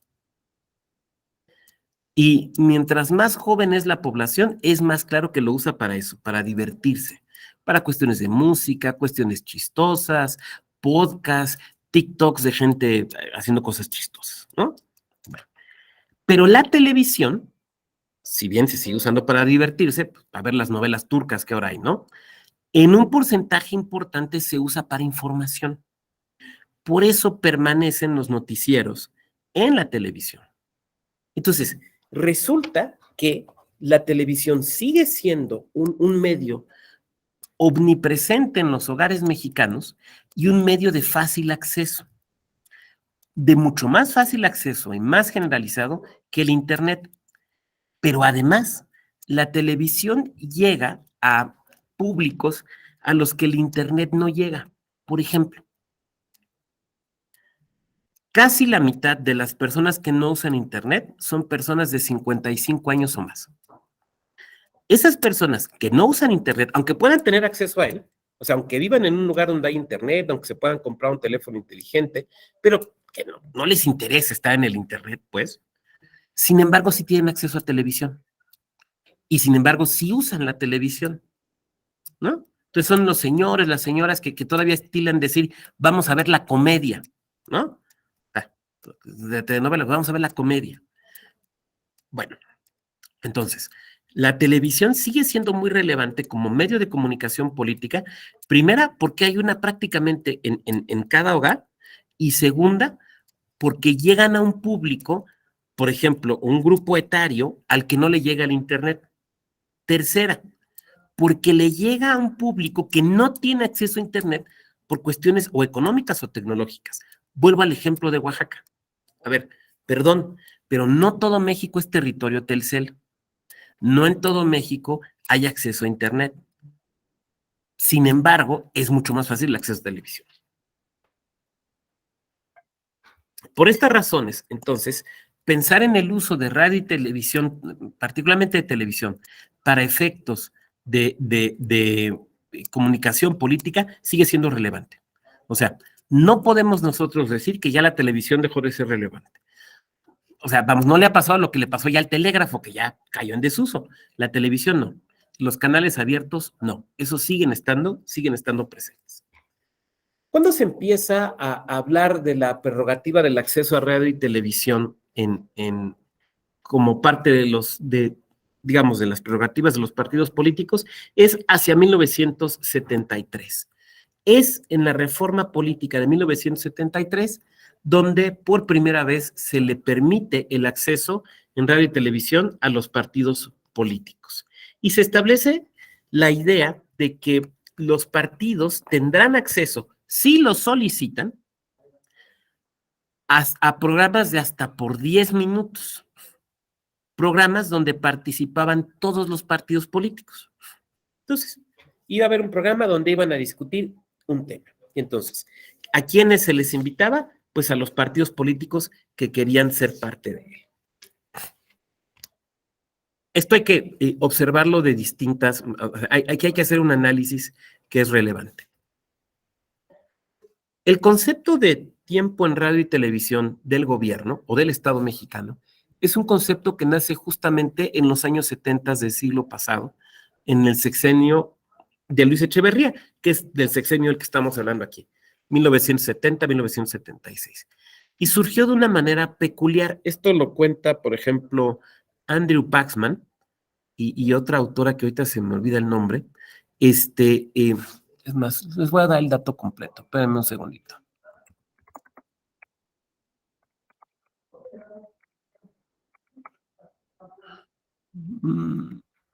Aquí está. Sí, es de Claudia Fernández y Andrew Paxman, que es la biografía de Emilio Azcárraga, ¿no? El segundo dueño, digamos, de Televisa, después de su padre, el León Azcárraga. Bueno, entonces, en el sexenio de Luis Echeverría se plantea la idea, por parte de algunos funcionarios del gobierno federal, de nacionalizar la televisión. Ya empezaban a existir los canales gubernamentales. Esto se robustece con la compra de lo que después sería el Canal 7 y el 13, pero que era el Canal 9 en su momento. Entonces se habla de la idea de nacionalizar la televisión. Y cuando esto se plantea, pues obviamente las concesionarias y los concesionarios, sobre todo el grupo Televisa, lo que plantean es, pues, manejarlo de otra manera. Y una de las cuestiones que se retoma es que las empresas televisoras se les permitía pagar parte de sus impuestos en especie. Ustedes saben que hay la posibilidad de pagar impuestos en especie. ¿Cuál era la especie en la que pagaban? Pues tiempo de televisión. Lo que pasa es que el Estado mexicano no lo usaba. O sea, se pagaba, se ponían a disposición del Estado mexicano cierto número de minutos en las transmisiones diarias, pero el Estado no lo usaba. Y entonces, ¿qué hacían las empresas televisivas? Pues ellos lo usaban y lo vendían. O sea, no era de que de 2 a 4, que era el tiempo del gobierno, pues ahí estaban las barras porque no querían transmitir nada, no, sino simplemente, o sea, a ver, aquí está, pero como el Estado no lo usaba, pues ¿qué les decían las televisoras? Pues lo voy a usar yo, ¿no? Entonces lo usaba. Cuando esto pasa con Luis Echeverría, lo que dicen las empresas televisoras privadas es, oye, gobierno, espérate, pero es que tú ya tienes tiempo con nosotros. Prácticamente tienes una especie de canal que cruza todos los canales porque tienes tiempo en todos los canales privados. Lo que pasa es que no lo usas. O sea, dicho de otra manera, ¿para qué nos nacionalizas si ya tienes tiempo? Mejor usa el tiempo. Y entonces el gobierno de Echeverría dice, oh, bueno, me convence el argumento, vamos a usar el tiempo. Y entonces empiezan a usar ese tiempo de muy distintas maneras. Por ejemplo, para promover acciones de gobierno, por ejemplo, se le daba para ciertas actividades educativas y culturales a las universidades públicas, pero también se empieza a utilizar para los partidos políticos a partir del 73, generando un programa que yo creo que varias y varios de ustedes no lo conocieron, que se llamaba Partidos Políticos. ¿Alguien de aquí lo llegó a ver? Yo me acuerdo de él de chiquito. El programa se llamaba Partidos Políticos. Solían pasarlo en las madrugadas, más o menos 5 o 6 de la mañana, o después de la película que empezaba, o sea, estaba el noticiero de 24 horas, ¿no? Después venía una película como para que arrullara a la gente en lo que se durmiera, y después de la película venía el programa de partidos políticos. Y era la cosa más aburrida del mundo. Porque, pues lo que hacían es que ponían a alguien a conducir el programa con un tema específico, no sé, la Revolución Mexicana, la nacionalización del petróleo. Y entonces, pues allí iban los representantes de los partidos que querían ir y mandaban a quienes querían mandar a debatir el tema. Pero pues insisto, eran en horarios donde ¿quién tenía la televisión prendida? Pues quien se había quedado con la tele prendida, porque estoy hablando de la época en la que no había timers, ¿no? Entonces, pues ahí se quedaban con la tele prendida. ¿Y para qué servían los programas? Para arrullarte, nada más.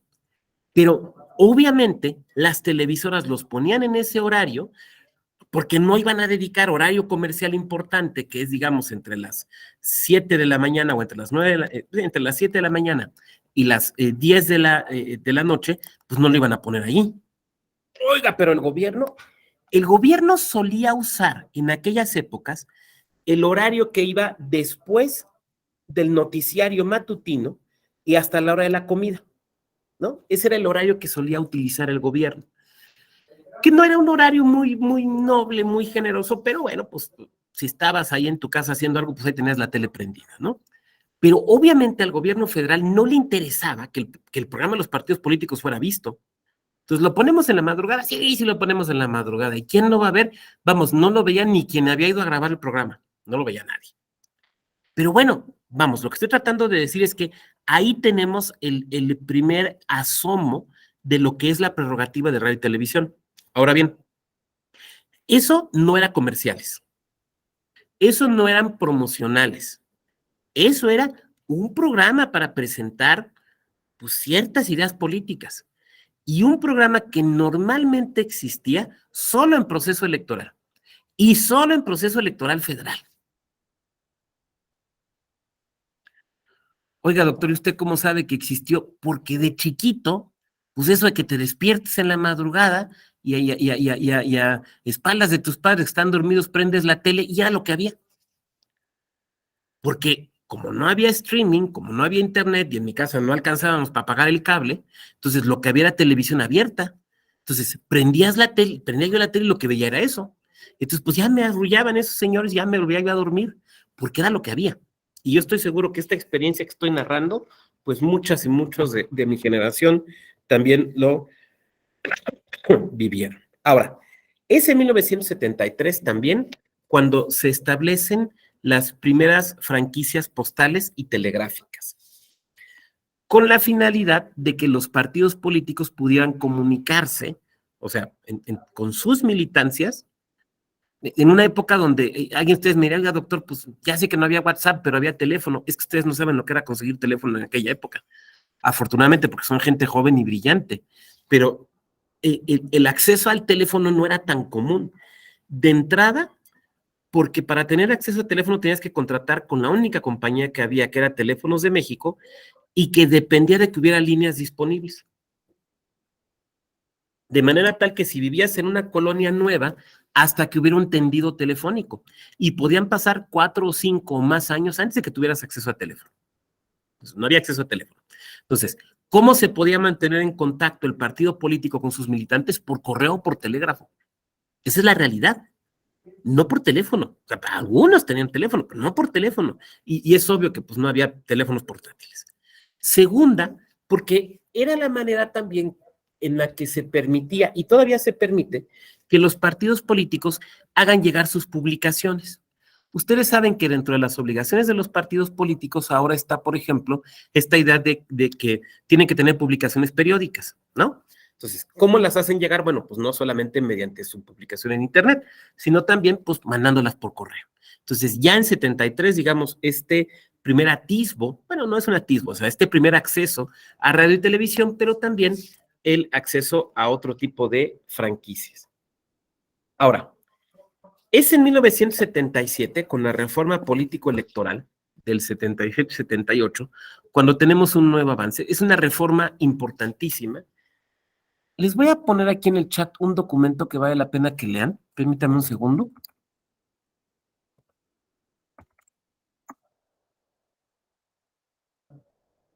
Miren. Aquí está, déjenme ver que sea la versión completa, sí es la versión completa. En estas épocas de reforma electoral, este es un discurso que vale la pena leer. La elección presidencial de 1976 significó un problema muy importante para el sistema político mexicano, porque, como ustedes saben, solo hubo un candidato que fue don José López Portillo, que fue candidato del Partido de Revolución Institucional, del Partido Auténtico de la Revolución Mexicana y del Partido Popular Socialista, los últimos dos partidos ya desaparecidos. Ya tenía registro la oposición, existía el Partido Acción Nacional, pero no, en su Asamblea Nacional no se reunieron los votos suficientes para presentar candidato, que se suponía iba a ser don Pablo Emilio Madero Belden, que ustedes lo recordarán porque años después, en el 88, fue candidato del Partido Demócrata Mexicano a la presidencia de la República. Entonces, López Portillo se va en solitario. Eso provoca una crisis muy importante de representación en el sistema político mexicano, porque nosotros nos presentábamos como democracia porque decíamos, hay elecciones y hay oposición, pero era un sistema cerrado. Por ejemplo, no permitía la oposición de izquierda, ¿no? Oiga, pero estaba el PPS, pero el PPS era un compañero de camino, como les llamaban, no era un partido de oposición. Entonces, viene la necesidad de liberalizar el sistema político, que es la reforma del 77. Y esto se prefigura en el texto que les acabo de poner ahí, que es el muy famoso discurso de Chilpancingo. Viene un informe de gobierno del gobernador Figueroa en Guerrero, y en esa época histórica, ahora esa tradición ya desapareció, pero había la tradición de que cuando venía un informe de gobierno de un gobernante local, se invitaba al presidente de la República. El presidente no iba, pero mandaba a algún secretario de Estado a decir un discurso. Entonces, en la sesión solemne de la legislatura local en la que se presentaba el informe, resultaba que también le daban la palabra a un funcionario federal. En el informe del 77, en Guerrero, del gobernador Figueroa, y el presidente López Portillo manda al secretario de Gobernación, don Jesús Reyes Heroles, y da este discurso que es el que les puse aquí, que se conoce como el discurso de Chilpancingo. En ese discurso, don Jesús anuncia la reforma electoral. O sea, es la primera noticia pública de la primera gran reforma electoral mexicana del 77. Entonces, vale la pena que lean una vistita a ese discurso, porque ahí se anuncia la reforma electoral y los contenidos de la reforma electoral. Ahí es muy claro que lo que se busca no es la democratización del sistema electoral mexicano, sino su liberalización. Es un documento que vale mucho la pena. Y la verdad, y por otra parte es un documento de don Jesús Reyes Heroles, o sea, es de esas mentes que vale la pena leer lo que producía. Bueno, pero en materia de las prerrogativas de los partidos políticos, lo relevante que encontramos aquí en cuestión de acceso a radio y televisión es que ahora ese acceso a televisión que tenían los partidos políticos, esos minutos en estos programas de debate, se extienden más allá del proceso electoral. O sea, van a seguir con este mismo modelo bastante aburrido, pero ahora ya no solamente en proceso electoral, sino también fuera de proceso electoral. ¿Esto por qué es importante? Porque es la primera vez que el Estado mexicano reconoce que los partidos políticos deben de tener acceso permanente a la televisión y desde luego al radio, pero muy señaladamente a la televisión.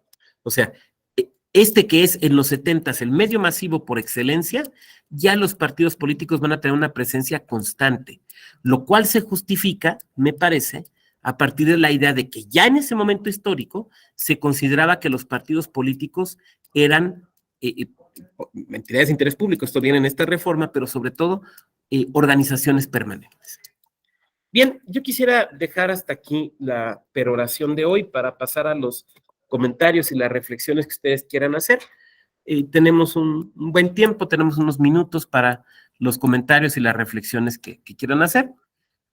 Mientras se animan a ir levantando la manita virtual, vamos a ver aquí en el chat que hay. Bueno, Julio nos da buen día Julio. Fidel de la rifa de carros, sí, bueno, ya platicábamos esa situación y bueno. La veían los veladores, dice Alfredo, sí, pues eran los que veían esos programas, ¿no? Y yo creo que mejor preferían poner la mano pachona o algo así, pero pues eran los que los veían y los niños que nos desvelábamos, porque fuera de eso. Pero bueno, Alfredo, adelante. Sí, doctor, nomás para confirmar lo que usted decía de las rifas. En los 70s milité en un partido que era clandestino, Partido Comunista, y hacíamos rifas en las calles de revistas, de libros. Me acuerdo que a mí me tocó hacer una rifa de una serie de libros de Luis Espota, muy buenos, por cierto. Y vendíamos en los camiones urbanos, vendíamos afuera de la universidad los boletos. Organizábamos conciertos de rock para comprar el mimeógrafo, las plantillas del mimeógrafo y el papel Revolución con el que se imprimían nuestros panfletos. Pues era una etapa muy romántica, chavos, muchos menores de edad, pero, oye, ¿no los levantaba la policía? No había nada de apoyo, al contrario, nos quitaban, si te poníamos lonas o mantas o algo, nos las quitaban, nos correteaba la policía, etcétera. Yo veía que no era tanto así para el PAN, porque el PAN tenía cierto respaldo del clero, pero la izquierda no teníamos ese respaldo. Nuestro respaldo pues era las universidades, los obreros, etcétera. Para mí ha sido una muy buena evolución y una muy buena trayectoria de que se finque las prerrogativas a los partidos, primero a las asociaciones políticas y después a los partidos, porque realmente evitan, aunque no totalmente, pero evitan que se llene de dinero sucio. Desgraciadamente estamos viendo que hay muchos apoyos que vienen ya no solo de la industria o de los grandes empresarios o de los grandes sindicatos, sino también viene de la delincuencia organizada. Y viene de otra forma, viene con coerción, viene con movimientos, cosas que son muy complicadas de justificar financieramente hablando o incluso para presentar una denuncia. Muy diferente, lo que acabamos de ver, Colima, Sinaloa, Sonora, Veracruz incluso fue de los primeros en las que hubo una gran participación, y eso es de Vox Populi, de que se están armando para el partido oficialista, pues muchos apoyos, y posiblemente también en otras elecciones y en anteriores otros partidos lo utilizaron, pero no de la forma tan descarada y tan obscena, si me permiten la expresión, de cómo se hizo en estos últimos 3 años. Es doloroso, la verdad. Yo veo Colima, yo vivo en Guadalajara y estamos muy cerca. Mi esposa y yo nos gusta mucho los fines de semana ir a Colima nomás a comer. O a Nayarit, irnos a comer. Para mí, en lo personal, la mejor comida del mar, pues es la Nayarit. Pero ahora es un lío ir, que serán estados muy tranquilos, más tranquilos que Zacatecas, y que tienen una efervescencia delincuencial tremenda. ¿Por qué? Si lo vemos fríamente, pues es a partir de las elecciones. ¿Quién ganó las elecciones y con el apoyo de quién? Es todo, doctor. Mil disculpas. No, al contrario, Alfredo, te agradezco tu comentario. Nada más hiciste que se me antojara un aguachile. Yo sé que no es de Nayarit, sino de Sinaloa, pero pues un aguachile, un pulpito a las brasas, pues ese tipo de cosas se antojan, ¿no? Está No, usted gracias invitado por cualquier fin de semana. gracias por compartirnos tu experiencia, y sí, ¿no? Pero es que todavía, bueno, yo lo he visto sobre todo con agrupaciones, digamos, de la izquierda, ¿no? De repente vas en alguna parte aquí en la Ciudad de México, por ejemplo, en el Zócalo, y entonces ciertos movimientos, digamos, cercanos a algunas agrupaciones de izquierda que no son partidos políticos, te dan su panfleto, ¿no? Así que su sucesor del hijo del aguizote, ¿no? Y te piden una cooperación voluntaria, ¿no? Entonces, pues yo creo que esas figuras van a seguir existiendo. El tema es con los partidos políticos. Pero muchas gracias por compartirnos tu experiencia. Muy bien, ¿quién más? Adelante, Fidel, dale. Sí. Buenos días, doctor. Pues efectivamente en este tema que hoy nos ha abordado usted, sobre todo tratándose de radio y televisión, comentar que efectivamente, cómo es tan grande la diferencia de zonas urbanas a zonas rurales, sus servidores del estado de Guerrero, ¿sí? Entonces, tratándose en el tema de los partidos políticos, pues efectivamente, en ocasiones, para empezar, internet no hay en zonas rurales, ¿sí? Y si las hay, es precisamente con esas empresas que en una casa, digamos, habitual ponen una antena y tienes que ir a comprar unas fichas, así se les llama, ¿no? Y esas fichas pueden ser por hora, por día o por semana. Es la única forma. Pero lo cierto es que ya entrando a una cuestión meramente de promoción o electoral, lo que realmente se utiliza en zonas rurales es la radio, ni siquiera la televisión, porque la televisión le tienes que instalar una antena, ¿sí? Y la señal pues no es la más deseable. Entonces lo que verdaderamente llega a los habitantes pues es la radio, ¿sí? En Guerrero, en la zona alta, tenemos una radio oficial, digámosle así, que es la XCZV, La Voz de la Montaña, que es donde precisamente en esta radio se dan todo este tipo de coberturas que ustedes acaba de mencionar, tanto de materia electoral, sí, pues los programas oficiales, y esta radio pues tiene a personas con traductores a las lenguas originarias, sí. Entonces, pues efectivamente, digo, yo hago la mención para que pues ahora sí mis compañeros y mis compañeras también puedan percatarse de cómo es tan distante, ¿no? Este cambio de que mientras ustedes en la Ciudad de México o en las principales ciudades del país, pues hablamos ya del internet y hablamos ya de cuestiones más sofisticadas, como en zonas rurales todavía esta tecnología no llega, creo yo, ni a un 50%, ¿sí? Y por lo tanto, este desconocimiento hace que las prácticas cotidianas de los partidos políticos pues todavía sigan siendo pues las de hace años, precisamente las que usted acaba de comentar, pues que desde los 70, los 80 y que de cierta manera pues la transformación en el país pues no es la misma, ¿no? De zonas urbanas a zonas rurales. Ese sería mi comentario, doctor. Muchas gracias. Te lo agradezco mucho y es cierto, porque a veces bueno, no es que yo tenga que decir que lo tuyo es cierto, pero es que a veces se nos olvida y pensamos que la República es Twitter, ¿no? Y no es así. y no es así. Y tenemos que, por eso, hablar de prerrogativas en radio y televisión sigue siendo súper importante, porque hay quien dice, no, pues eso ya qué, no, pues ya todo es redes, ¿no? Todo es Twitter, todo es TikTok. A lo mejor en tu burbuja sí, pero no en todo el país. Muchas gracias, Fidel. Pues yo les agradezco a todas y todos. Debo abandonar el salón porque se va a utilizar para otra sesión y tengo que ir a grabar un programita sobre la vida y obra de Jorge Carpizo. Ya luego les platico cuando salga. Les agradezco mucho y nos saludamos el día de mañana a la misma hora con la misma liga. Muchas gracias. Muchas gracias, doctor, muy amable. Hasta luego. Hasta luego.